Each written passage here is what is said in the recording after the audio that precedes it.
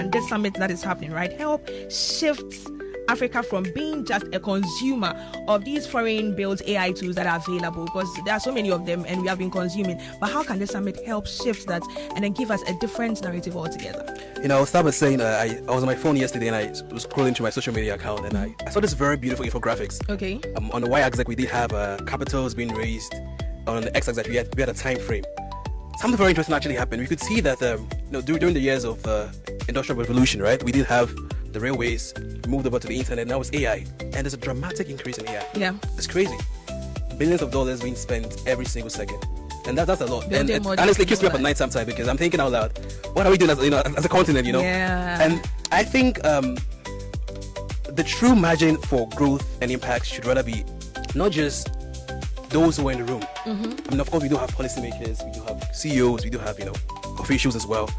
What would you say is the biggest barrier that is preventing African tech startups from scaling across, not just doing something here where it's consumed by locals, but where they can scale across to different countries and continents possibly? Policy. That's what I want to say. I was at the last summit and it was a great event. And one thing I noticed was how much the questions that were coming in, people were asking, they have this particular solution, they try to scale in this country, you go here, this changes.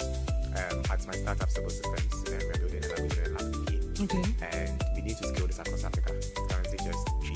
We want to scale this across Africa.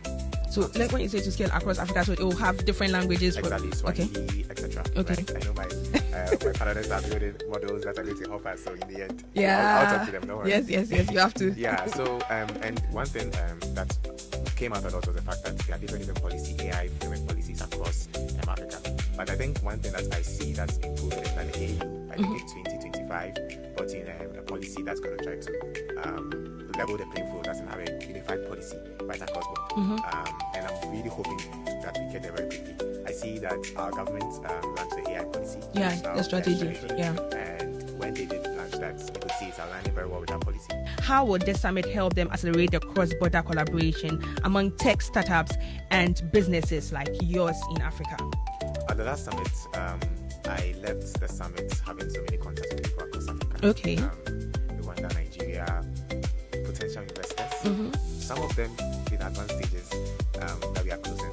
But I think it's like you wouldn't know what is out there until you find out. Like you don't know what to search for until you hear that something is there for you to say, okay, this is an opportunity for you.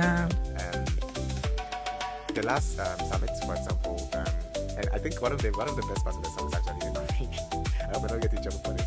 Is the coffee breaks and then those small sessions, right? I don't think you get into trouble for this. Because you that was when I got to meet people, have certain discussions. Yeah. And then that's when you get to find out that someone is building this somewhere, someone is building this technology somewhere. This is how someone was able to create this regulatory milestone that you weren't thinking about. Someone would say, you can actually incorporate in this country because they give some tax reliefs and then it helps you to scale to this market in Europe and US, right? But then you are perhaps building the South of Ghana, you have an ECOWAS passport, perhaps you could do things in Nigeria, for example, and you wouldn't even know that is a possibility. So I really think it's about being present in some of these summits and these events, because once you are together, a lot of things, especially when you're having brilliant people across the continent attending these events, it makes it very easy for you to stay up to date with some of the things that are happening across, for you to take advantage and collaborate. I think cross-border, we are looking at capital. People are bringing capital, right? There's also distribution networks. There's also innovators. So you're bringing all that together, different expertise, different personas, different things that people are bringing into the space that can accelerate the journey. Because again, this is sort of a melting pot where we know what everyone else is doing and we can plug in more efficiently. What is tech without industry? Yeah. It's one thing building it, but who's going to use it? So it's bringing it all together, and our regulatory folks as well, to make sure we're doing it right. Yes. And they're also doing their best now, at least with the things that are happening. I can see that they're trying to dig their hands into it to put some regulations in place so that we don't have things just scattered all over the place. So that's also good. I'm coming to you now, Isaac. The fact that you say you've been thinking about AI sometimes is keeping Keeps you. me up at night. Yes.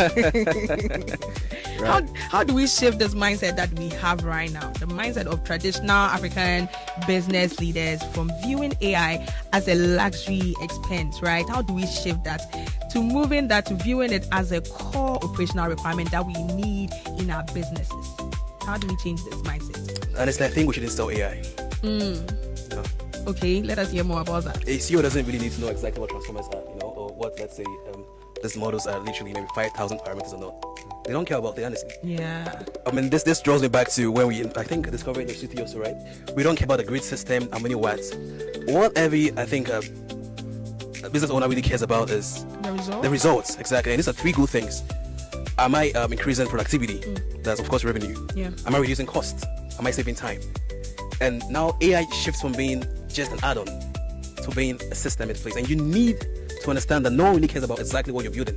It's about the results. So I think we should change the conversation around that. And also we should look into the fact that they only have two choices, honestly. Either they join the wave or they end up, regretting it. It's a sad reality. So I feel like, and actually that's actually why it comes back again to the summit, because we have these conversations and we can really explain and show exactly what the output is, right?